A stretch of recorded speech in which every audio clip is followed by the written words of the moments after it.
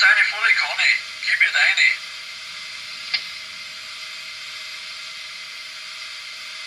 Sepp, wie schaut Bremsen aus? Ein bisschen viel Spiel. Schreib sicherheitshalber einen Reparaturzettel.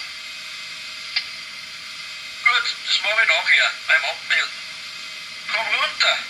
Wir müssen noch die Kreuzköpfe und die Treibstangenlager auffüllen. Du meinst, ich muss das machen?